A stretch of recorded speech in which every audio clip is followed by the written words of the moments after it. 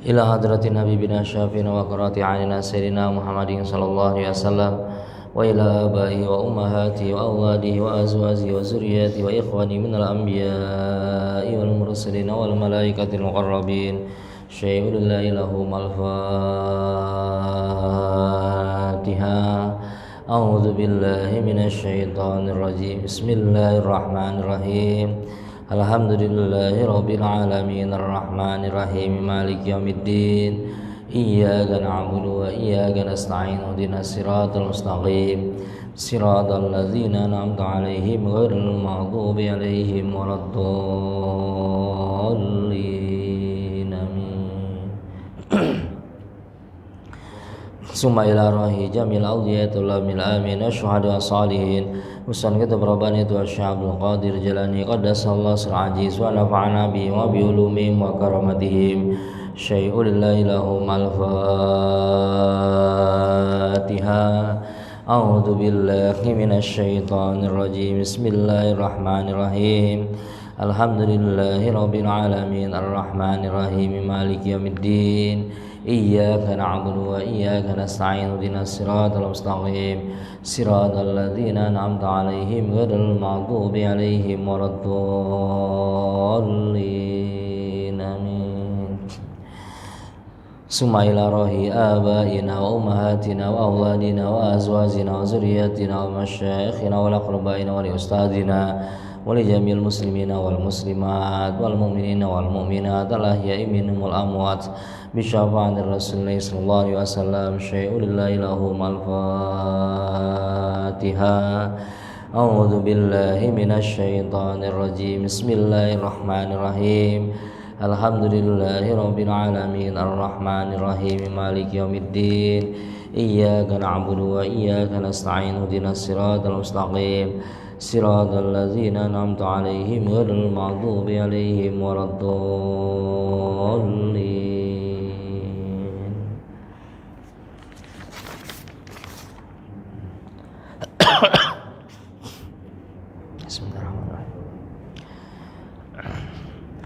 Bismillahirrahmanirrahim. Alhamdulillahilladzi la yansa man dzakarah wa la yahibu man da'ah wa la yaqta'u man raja'ah. Asyhadu an la ilaha illallah wahdahu la syarikalah wa asyhadu anna Muhammadan abduhu wa rasuluhu la nabiyya ba'dah. Allahumma shalli ala sayyidina Muhammad wa ala ali sayyidina Muhammad kama shallaita ala sayyidina Ibrahim wa ala ali sayyidina Ibrahim wa barik ala sayyidina Muhammad wa ala ali sayyidina Muhammad kama barakta ala sayyidina Ibrahim wa ala ali sayyidina Ibrahim fil alamin innaka Hamidum Majid. Amma ba'du, qalu subhanaka la ilma lana illa ma 'allamtana innaka antal alimul hakim. Qala Allah ta'ala fil Qur'anil Karim wa huwa asdaqul qailina. Bismillahirrahmanirrahim. Innallaha ma'al ladzina taqaw wal ladzina hum muhsinun. Wa qala Rasulullah sallallahu alaihi wasallam talabul ilmi faridatun ala kulli muslimin wa muslimatin. Qala rabbi shrah li sadri wa yassir li amri wa hlul 'uqdatam min lisani yafqahu qawli wa la hawla wa la quwata illa billahil aliyyil azim walhamdulillahi rabbil alamin. Alhamdulillah, mengawali kajian kita pada kesempatan di waktu yang penuh berkah ini, di tempat ini, di saat ini, mari senantiasa kita selalu bertasyakur, memuja dan juga memuji kepada Allah Subhanahu wa taala atas segala keberkahan, nikmat, karunia, taufik, inayah, hidayah yang diberikan oleh Allah Subhanahu wa taala kepada kita semua. Sehingga alhamdulillah dengan nikmat, karunia, taufik, inayah, hidayah yang diberikan oleh Allah Subhanahu wa taala kepada kita semua, alhamdulillah Allah Subhanahu wa taala masih menggerakkan hati kita. Allah Subhanahu wa taala masih meringankan langkah kita. Allah Subhanahu wa taala masih membuka mata kita, tidak lain dan tidak bukan dalam rangka melaksanakan salah satu ibadah kepadanya. Tentu kita berharap mudah-mudahan amalia ibadah-ibadah yang kita kerjakan selama ini dan insyaallah yang terus-menerus akan kita kerjakan seluruhnya mudah-mudahan diterima oleh Allah Subhanahu wa taala. Salawat ring salam kita sanjungkan pula seluhur-luhurnya, setinggi-tingginya kepada panutan kita, kepada seorang yang menjadi uswatun hasanah tidak lain dan tidak bukan beliau adalah habibina wa syafi'ina Nabi besar Muhammad sallallahu alaihi wasallam, pada keluarganya, para sahabatnya, para pengikutnya, para tabi'in, para aulia, para hujaz, para alimil ulama, dan insyaallah kelak mudah-mudahan sampai kepada kita semua. Amin ya rabbal alamin. Baik, mari sama-sama para bapak, para ibu yang duduk di masjid ini untuk menyempurnakan ibadah kita di dalam masjid ini, mari sama-sama sejenak kita niat i'tikaf dengan penuh khusyuk, dengan penuh tadarru. Mudah-mudahan jika kita niat i'tikaf yang di masjid ini, mudah-mudahan ibadah kita akan diberi kesempurnaan oleh Allah. Amin ya rabbal alamin. Baik, sebelum kajian kita mulai, patut kita bersyukur kepada Allah Subhanahu wa taala sehingga tidak terasa hari ini kita sudah berada di salah satu bulan yang dimuliakan oleh Allah Subhanahu wa taala. Bulan tersebut dinamakan dengan Ashurul Hurum, yaitu nama bulan-bulan yang mulia. Itu tidak lain dan tidak bukan hari ini kita sudah berada di bulan Zulqa'dah. Zulqa'dah. Atau kalau orang Betawi bilang bulan apa namanya? Bulan apa Betawi bilang? Hapit. Kenapa disebut bulan Hapit? Kejepit apanya, Pak? Kejepit katanya disebut bulan Hapit. Kalau orang Sunda Syawal, Sili Sawal. Sunda namanya Sawal, Sili Sawal gitu kan. Orang Betawi, orang Jawa namanya bulan Hapit. Ditanya kenapa sebabnya Hapit? Kejepit. Ya kalau pengen tahu kenapa bulan Hapit, tanya dah sama orang Jawa tuh, kenapa sebabnya disebut dengan bulan Hapit. Ya, jauh antara Zulqa'dah dengan bulan Hapit itu jauh ya. Ya baik, alhamdulillah hari ini kita sudah memasuki di salah satu bulan yang sangat mulia, yaitu bulan Zulqa'dah. Tepatnya hari ini tanggal keberapa Pak bulan Zulqa'dahnya? Tanggal ke 20 ya? Zulqa'dah. Beda-beda ya. Tanggal 20 kali ya? 19. Oh, beda-beda ya. Ya kalau enggak 19 20 gitu ya. Ya udah, lihat aja dah. Ya.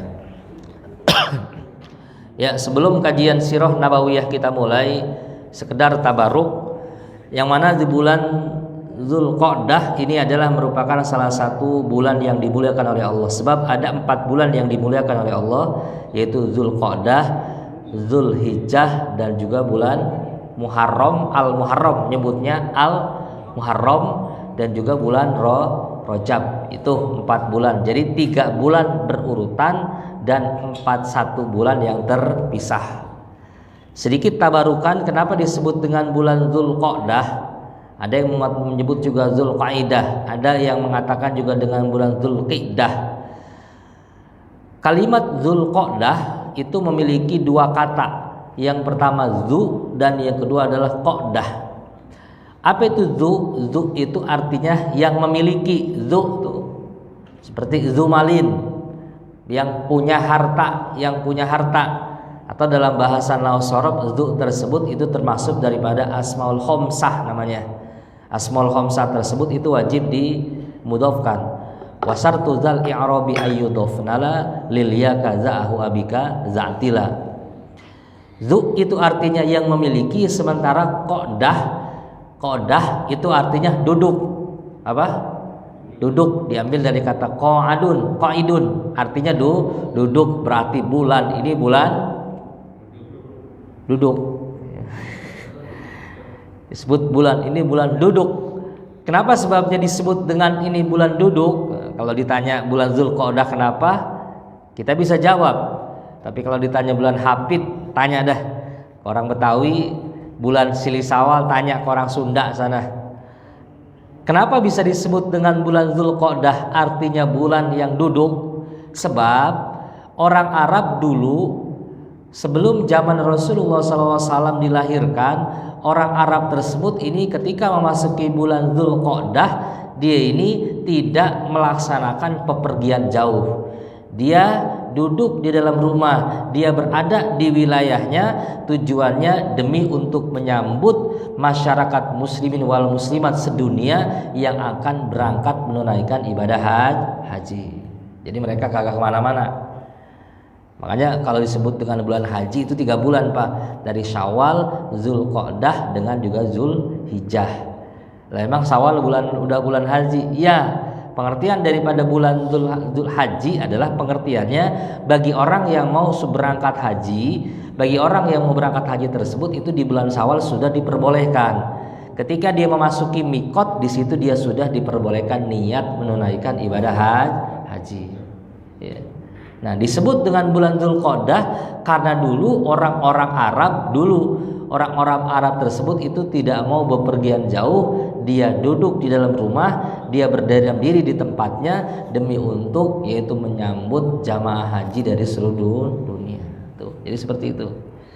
Terlebih lagi kalau kita berbicara tentang ibadah haji sekarang, Pak, ibadah haji sekarang nih nunggunya berapa tahun katanya? 42 nunggunya, indennya berapa tahun? 60 ya, sekitar 30-an 40 tahun. Jadi kalau Bapak daftar sekarang nih 30 tahun lagi baru berangkat. Sulit ya. Maka seperti itu tuh. Ya.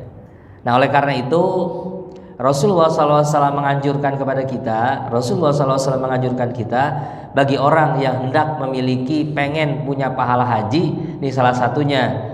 Hadis mengatakan, man sholal subha mal jamaah summa qa'ada yadhkurullah hatta tatlu asams wa yusalla rak'atain faqana mal hajat wal umratan tamatan rahu dailami.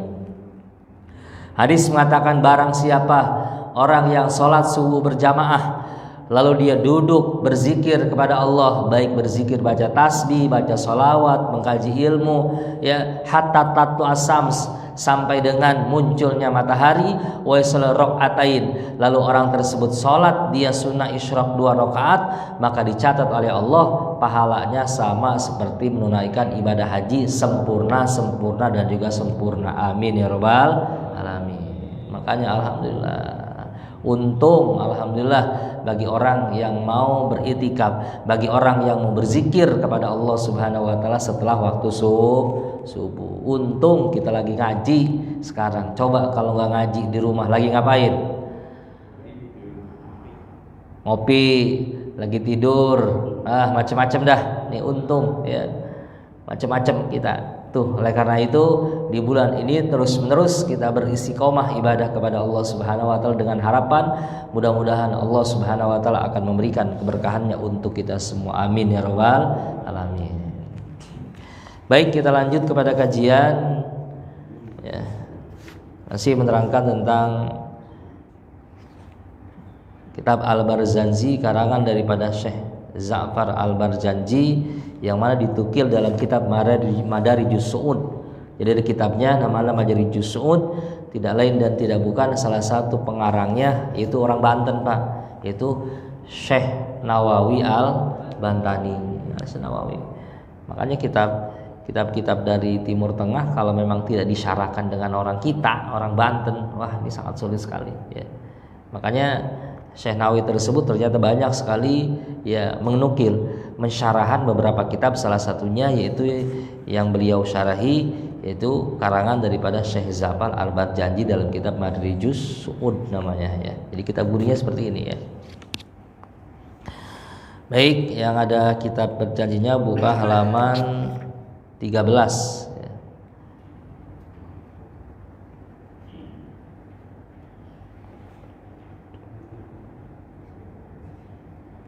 Ada wahadza silkun 13 di alinea ke-12, wahadza silkun nadzamat faraiduhu bainus sunnati saniyah, itu ada semua. Ada apa ya? Ada nggak? Ada ya. Ada, nggak megang kitab juga ada.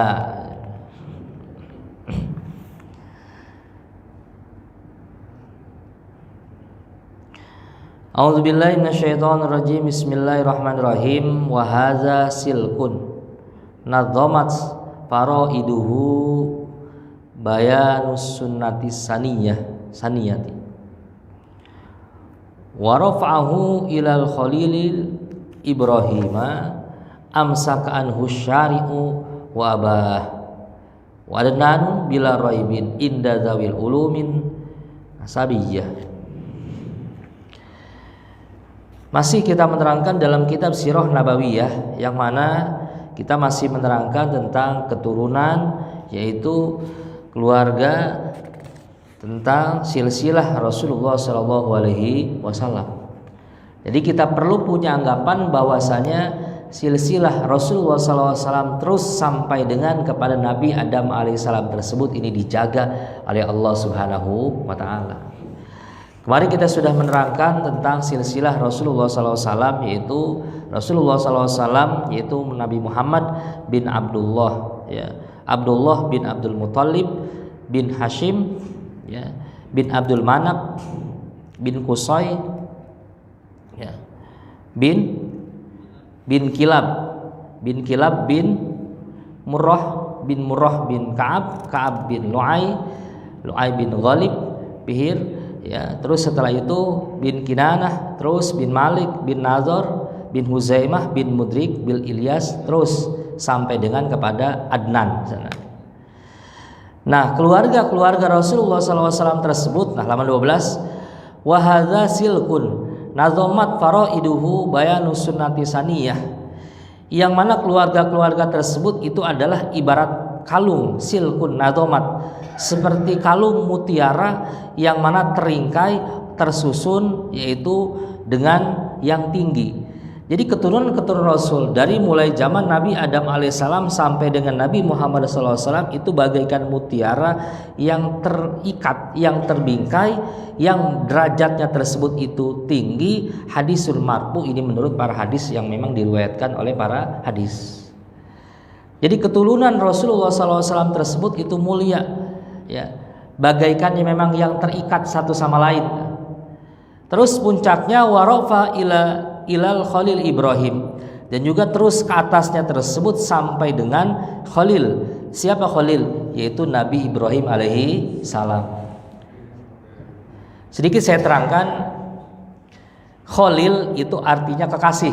Maksudnya Khalil artinya kekasih, sementara Habib juga artinya kekasih. Jadi kalau Nabi Ibrahim memiliki gelar Khalilullah, kekasih Allah. Nabi Muhammad juga memiliki gelar Habibullah. Apa Habibullah? Kekasih. Cuman ada perbedaan antara Khalilullah dengan Habibullah. Kalau Khalil, kekasihnya tersebut itu sudah melampaui cobaan-cobaan dan juga ujian-ujian yang diberikan oleh Allah Subhanahu wa Ta'ala, sehingga Nabi Ibrahim tersebut itu memiliki gelar Khalilullah. Mana salah satu cobaan terberat daripada Nabi Ibrahim alaihissalam? Tidak lain dan tidak bukan, yaitu diperintahkan oleh Allah Subhanahu wa Ta'ala untuk menyembelih anaknya Khalil.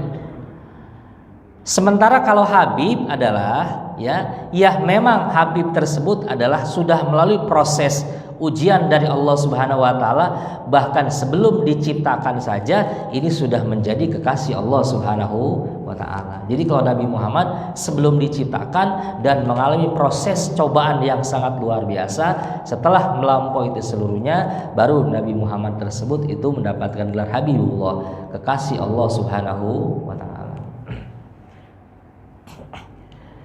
Sedikit diceritakan dalam kitab yang lain, kenapa sebabnya Nabi Ibrahim alaihissalam tersebut ini memiliki gelar Khalilullah.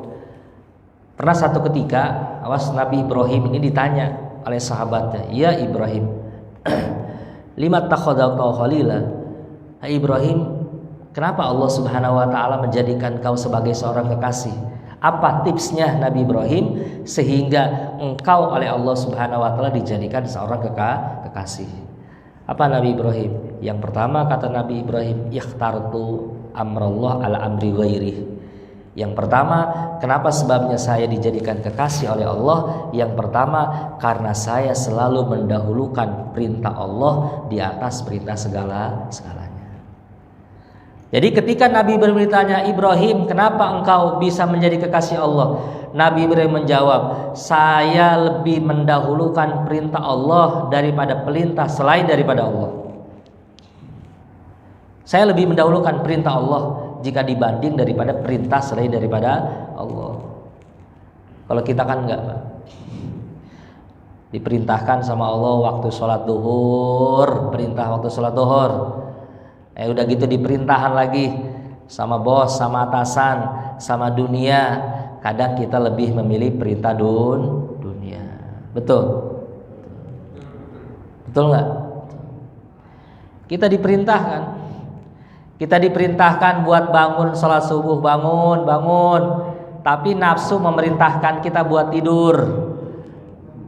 Kebanyakan kita milih tidur. Padahal sudah jelas muadzin mengumandangkan tuh kalau waktu subuh, as-sholatu khairu minan naum. Salat itu lebih baik daripada tidur. Maksud baik ini adalah salat tersebut itu lebih bisa mendekatkan diri kepada Allah.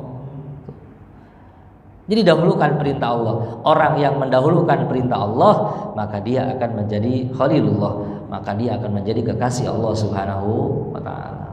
Dahulukan. Kalau kita rata-rata perintah Allah suka dilanggar, Pak. Malah dilanggar, salah satunya duduk di majelis ilmu, ngaji, apalagi kalau berbenturan dengan masalah duniawi ini. Nabi Ibrahim itu selalu mendahulukan. Dan Nabi Ibrahim ketika diperintahkan oleh Allah Subhanahu wa taala, dia tidak pernah bertanya. Dia tidak bertanya, ya Allah, kenapa diperintahkan? Makanya gitu. Makanya Nabi Ibrahim tersebut termasuk minal muttaqin. Makanya gini, bedanya orang beriman dengan orang bertakwa. Kalau orang beriman ketika diperintah oleh Allah, Allah selalu memberikan penjelasan untuk yaitu perintah Allah kepada orang-orang yang beriman. Tapi beda dengan orang muttaqin, karena biasanya orang beriman tersebut itu suka banyak nanya. Ya. Mana contoh perintah Allah kepada orang beriman? Salah satunya kemarin kita diperintahkan oleh Allah untuk melaksanakan ibadah saum. Ketika Allah Subhanahu wa taala memerintahkan ibadah saum, ya ayyuhalladzina amanu, setiap perintah Allah kepada orang beriman, ya ayyuhalladzina amanu, di situ pasti Allah Subhanahu wa taala memberikan penjelasan. Hai orang beriman, diwajibkan atas kamu berpuasa. Apa tujuan daripada puasa? La'allakum tattaqun. Hai orang beriman, la taqrabu zina, janganlah kamu mendekati perbuatan zina. Kenapa sebabnya zina? Innahu kana fahisya.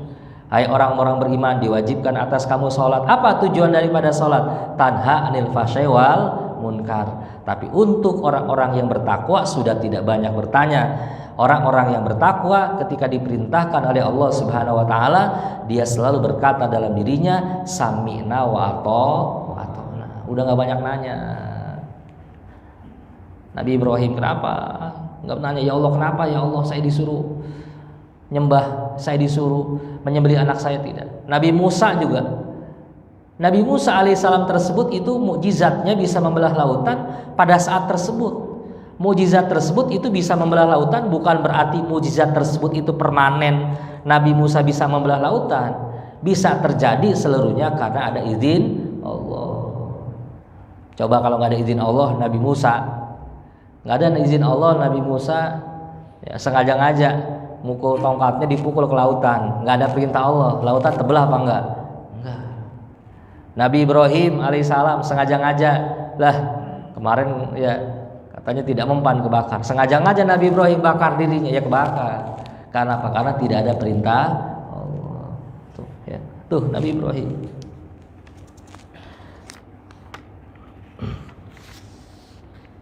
Ya, jadi seperti itu. Tuh, salah satunya Nabi Ibrahim itu bisa menjadi Khalilullah karena dia selalu mementingkan perintah Allah. Dan yang kedua Nabi Ibrahim, kenapa sebabnya di sini diterangkan menjadi gelar Khalilullah? Karena Nabi Ibrahim tersebut yang kedua selalu mementingkan perintah Allah. Ya. Karena Nabi Ibrahim tersebut ini selalu mementingkan perintah Allah. Perintah Allah di atas segalanya. Makanya perintah Allah itu salah satunya berupa azan, berupa sholat. Itu kalau kita renungi kalimat azan, muadzin selalu mengundangkan hayalah sholat, hayalal falah. Mari kita sholat, mari kita menuju kebahagiaan. Jadi hakikatnya kebahagiaan hidup yang sejati ketika kita melaksanakan ibadah sholat.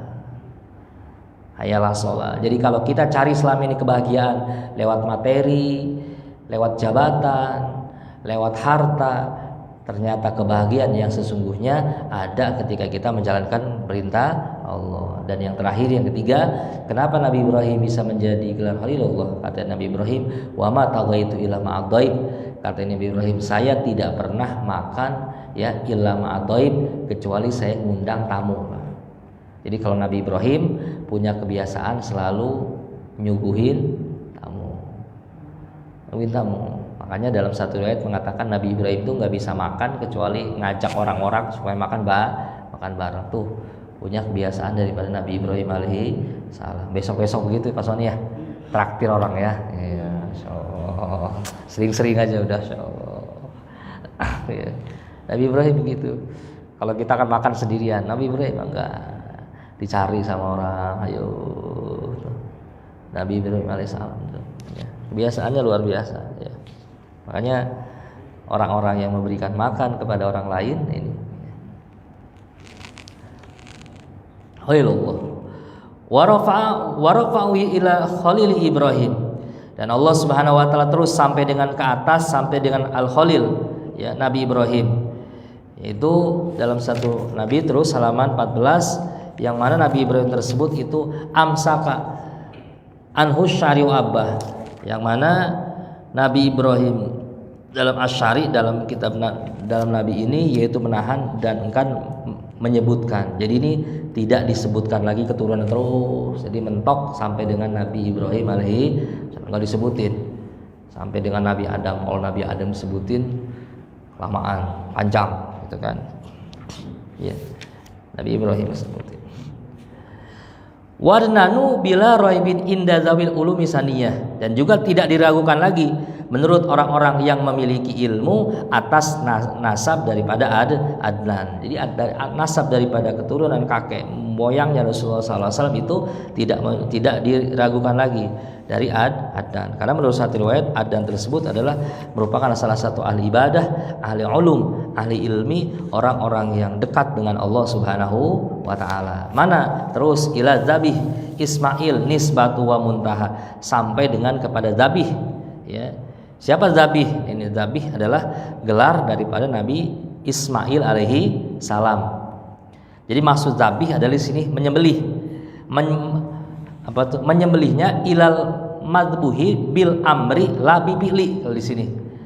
Jadi maksud Zabih tersebut adalah disembelihnya bil amri dengan perintah.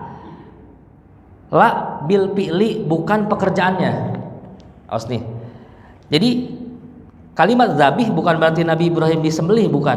Nabi Ibrahim diperintahkan disembelih la bil fi'li, tapi tidak dikerjakan. Awas, karena segala sesuatu terjadi, awas nih, segala sesuatu terjadi itu karena kehendak Allah, bukan karena perintah Allah. Paham? Segala sesuatu terjadi itu karena kehendak Allah, bukan karena perintah Allah. Emang ada yang Allah perintahkan tapi Allah Subhanahu wa taala tidak kehendaki. Allah perintahkan tapi Allah tidak kehendaki. Ada. Mana? Salah satunya Allah Subhanahu wa taala memerintahkan kepada Nabi Ibrahim alaihissalam untuk menyembelih putranya. Apa itu perintah Allah? Perintah Allah. Tetapi Allah tidak menghendaki terjadi Ibrahim tersebut itu menyembelih putranya. Ya, paham? Seperti perintah ya ayyuhan nasu ubudu rabbakumul ladzi khalaqakum walladzina min qablikum la'allakum tattaqun. Perintah Allah.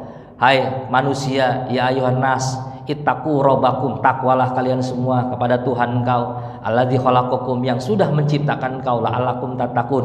Ya.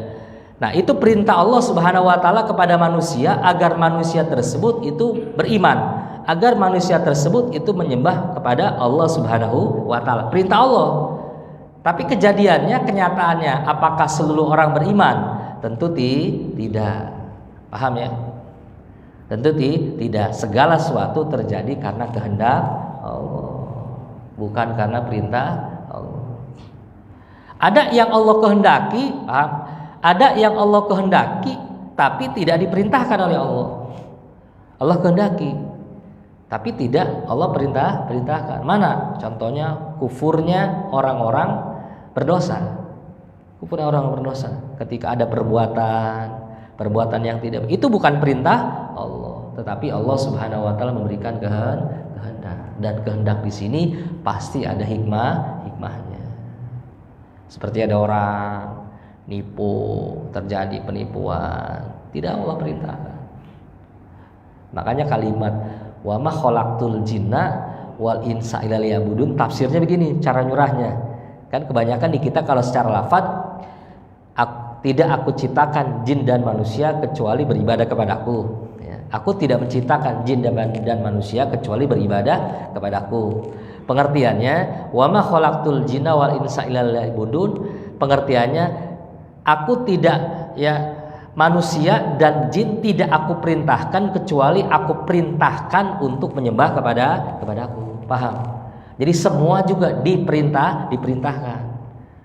Disetelnya Allah menciptakan bukan untuk menyembah, tetapi seluruhnya jin dan manusia diperintahkan untuk menyembah kepadaku.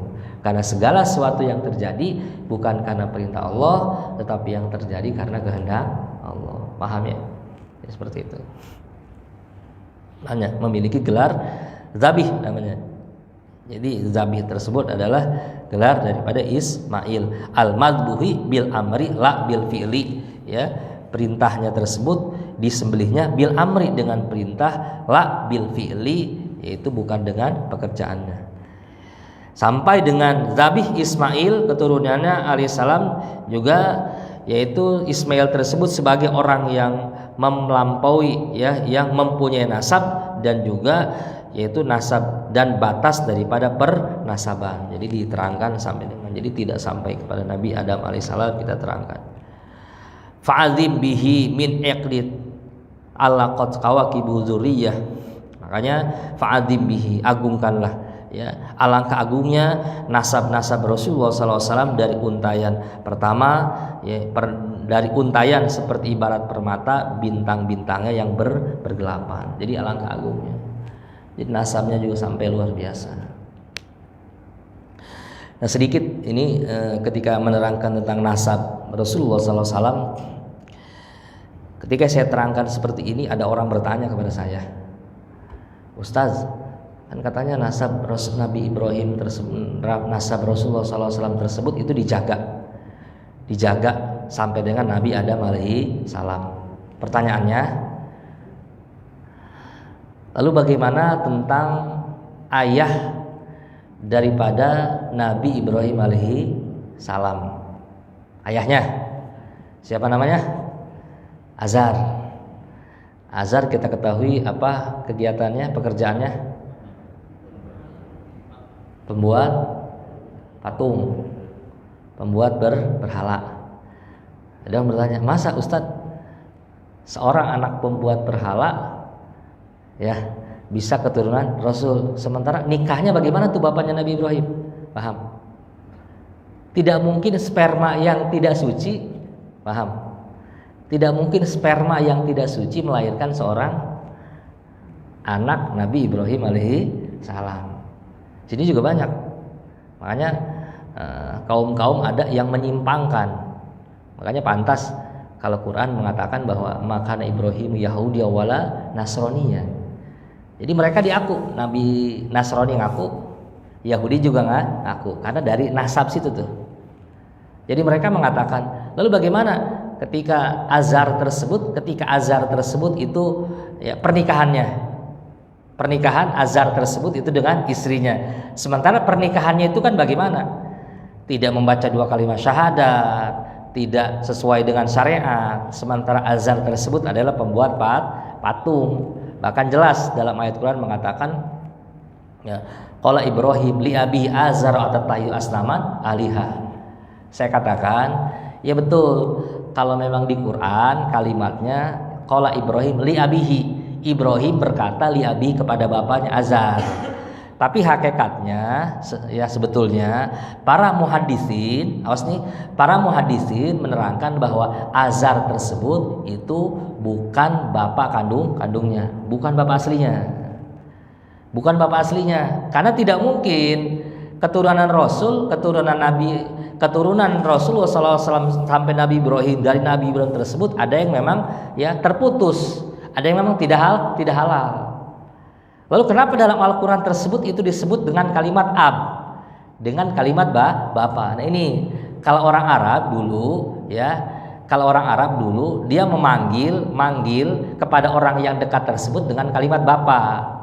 Karena memang betul Nabi Ibrahim alaihissalam dari kecil itu diasuh oleh Azar. Jadi makanya ngebapain. Nggak beda kita kalau di Sunda tuh biasanya mau mamang mau orang lain disebutnya kakak aja udah. Kakak, mana ayatnya itu? Coba kita perhatikan dalam surat Al-Baqarah ketika Allah Subhanahu wa taala ya, ketika Nabi Yakub alaihissalam menanyakan idharur Yakub al maut, ketika Nabi Yakub alaihissalam tersebut itu maut, Nabi Yakub berkata kepada anaknya, "Ma ta'buduna min ba'di?" Hai anakku, apa yang kamu sembah setelah aku wafat? Qalu na'budu ilahaka wa ila abaika. Kata anak-anaknya, ya bapakku, aku menyembah Tuhan kamu dan Tuhan bapak-bapak kamu, Bapak Ibrahim, Bapak Ismail. Padahal Ibrahim, Ismail tersebut itu Nabi Ibrahim adalah bukan bapaknya. Paham?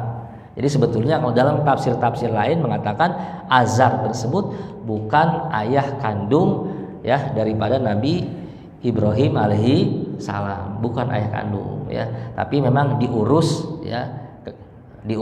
oleh Azar. Lalu kemana ayah kandungnya? Menurut satu riwayat ayah kandungnya tersebut itu wafat ketika ya Nabi Ibrahim alaihissalam tersebut itu belum dilahirkan. Makanya ini yang perlu diluruskan, karena banyak sekali statement yang mengatakan bahwa wah keturunannya nih cacat nih sampai sini, karena memang ada keturunan yang memang tidak halal seperti itu, karena paham-paham seperti itu.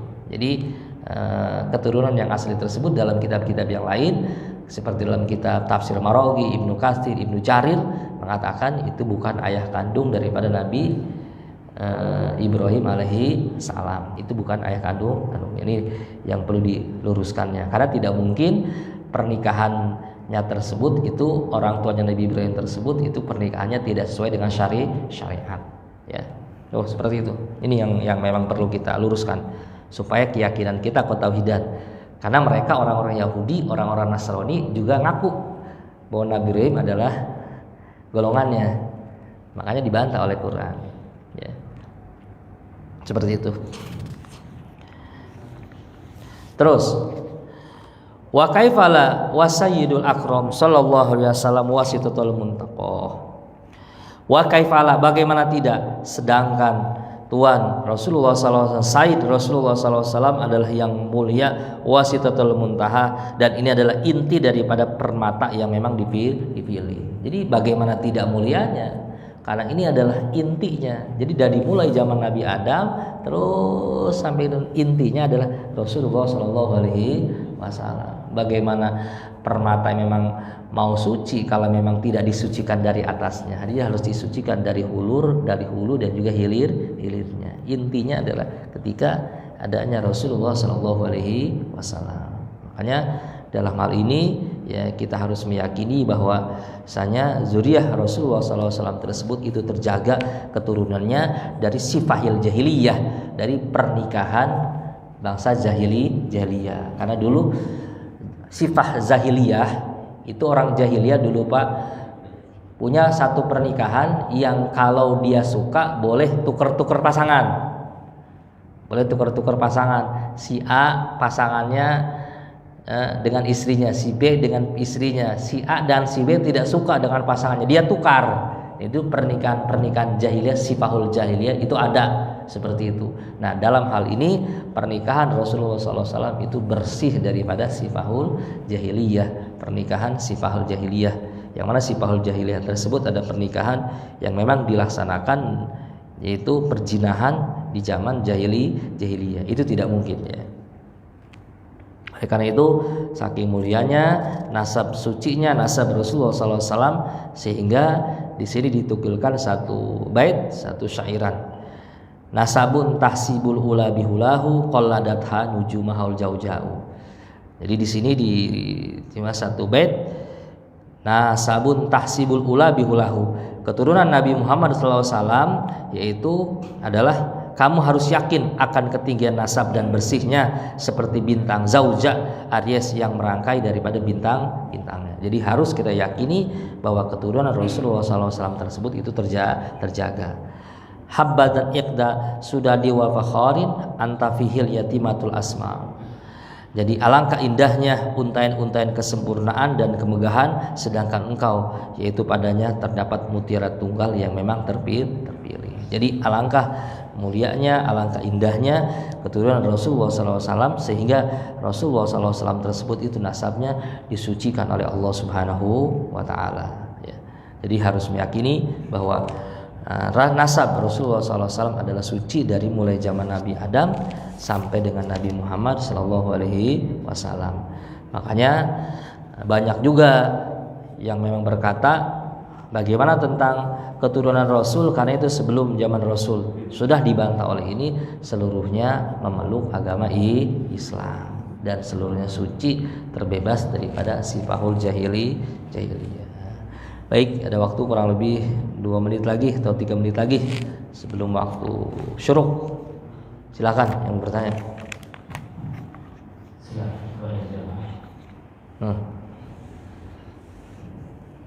Oh. Online,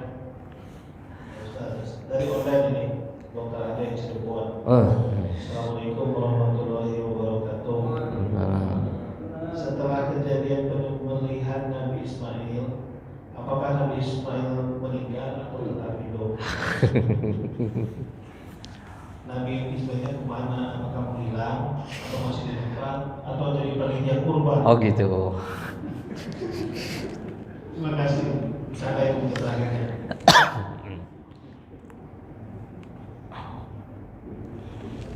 Ya. Setelah peristiwa penyembelihan, pertanyaan apa, Nabi Ismail kemana gitu. Ngilang begitu aja gitu kan. Nabi Ismail itu kemana ya? Dan Nabi Ibrahim tersebut itu ngilang begitu aja ya. Nah, tentu saja Nabi Ismail alaihissalam tersebut itu meneruskan dakwahnya bapaknya Nabi Ibrahim alaihissalam. Meneruskan dakwahnya Nabi Ibrahim alaihissalam itu yang berada di kota Mekah ya. Memang kalau dalam kisah-kisah memang tidak terekspos ya. Kalau kata Pak Soni kemana tadi gitu kan, sambil bercanda apa jadi panitia kurban gitu. Bercanda gitu kan. Memang itu tidak terekspos. Nah, dari Ismail tersebut, dari Siti Hajar tersebut, terus tadi situ keturunan tersebut itu seluruhnya menjadi para nabi. Jadi rata-rata menjadi para nabi. Awas, ada nabi, ada rasul.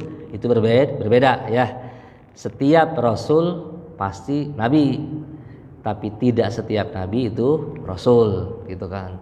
Di situ beliau berdakwah di kota Mekah, menyebarkan ke kota Mekah, sempat ke Madinah, sempat juga kembali lagi ke Syam, ke Irak, ke Syria, namun lebih menetap di kota Mekah. Beliau berdakwah terus di sana, menyebarkan ajaran-ajaran keturunan bapaknya ya, dan beliau tersebut itu di sana menjaga daripada Ka'bah ya, menjaga Ka'bah ya yang dibuat oleh bapaknya ketika sampai dengan ya ajal kematian dan menjemput dirinya. Jadi beliau lebih memfokuskan yaitu di kota Mekah demi untuk menjaga bangunan daripada Ka'bah. Terus berdakwah di sana sampai dengan datangnya kematian. Memang tidak diceritakan, tapi kalau dalam hadis-hadis, dalam perawi-perawi itu memang diceritakan keturunan-keturunan tersebut itu menjadi para nabi, yang mana nabi tersebut itu selalu mensyiarkan agama sampai dengan saat ini.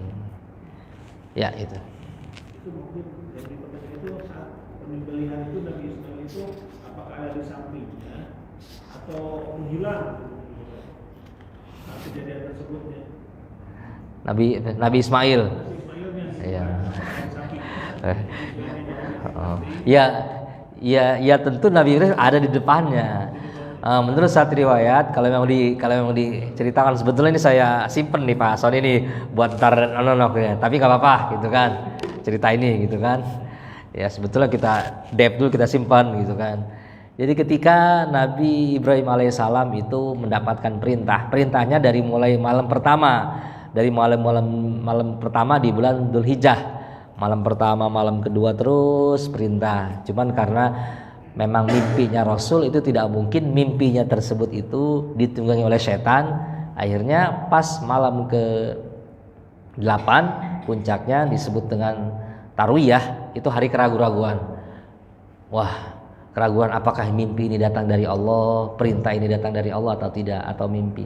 Nah setelah hari Arafah, Arafah itu mengetahui, Arafah itu sudah terang, sudah jelas, artinya di situ dia tersebut itu sudah jelas bahwa ini adalah perintah Allah Subhanahu wa taala.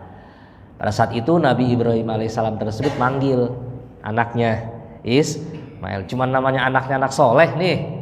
Menurut satu riwayat Ismail pada saat itu ada yang mengatakan usianya 7 tahun, ada yang mengatakan 12 tahun, ada yang mengatakan 15, bahkan juga ada yang mengatakan 5 tahun.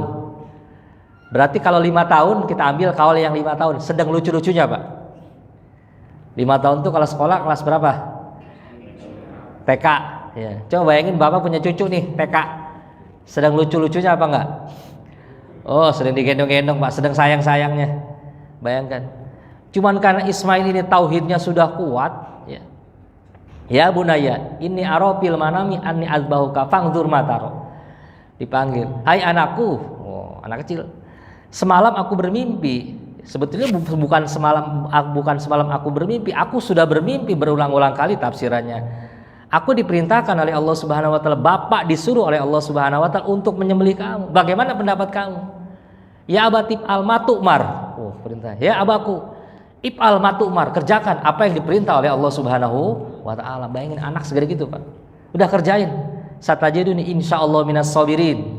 Kata Nabi, insyaallah Pak, saya akan sabar melihat mendengar perkataan daripada Ismail kecil yang lucu, yang sangat imut-imut, yang disayangi, langsung bercucuran Pak air matanya. Nangis, Pak. Allah. Tiba saatnya penyembelihan tersebut. Sebelum disembelih, malamnya tuh sebelum disembelih, paginya mau disembelih.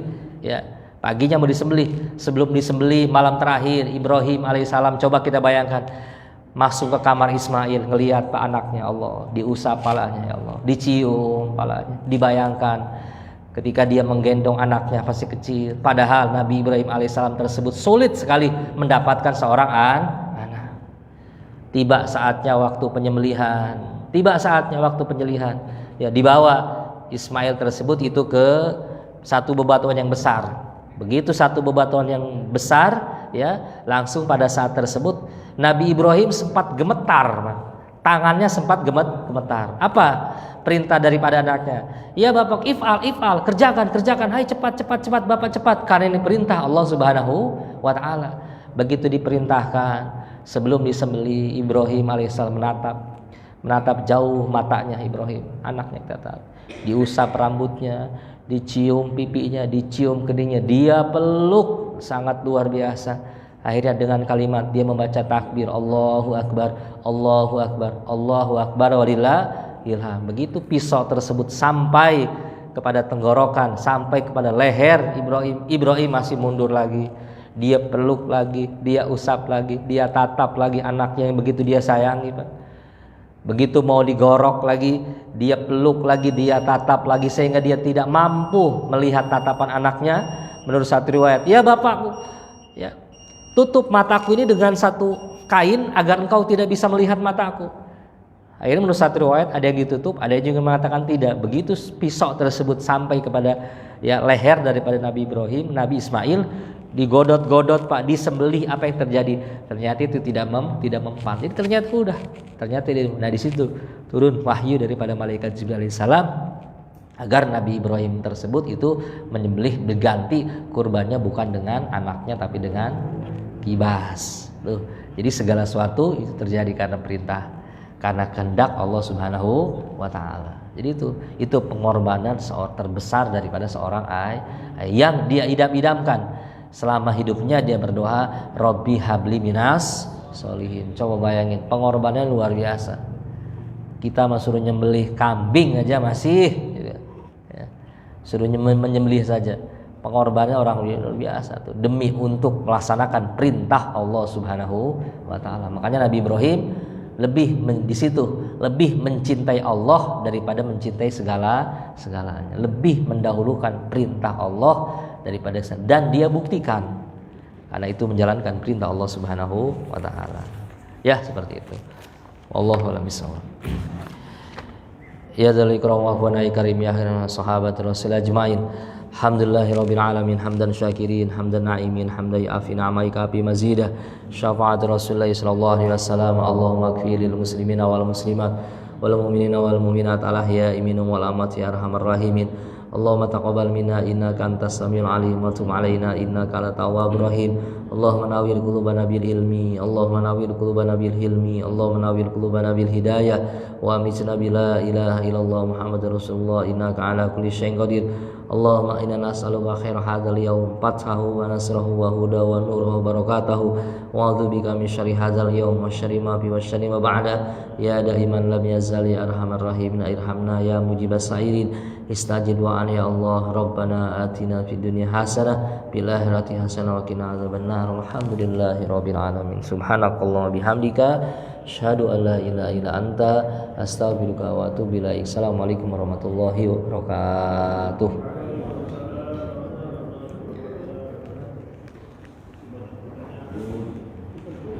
Oh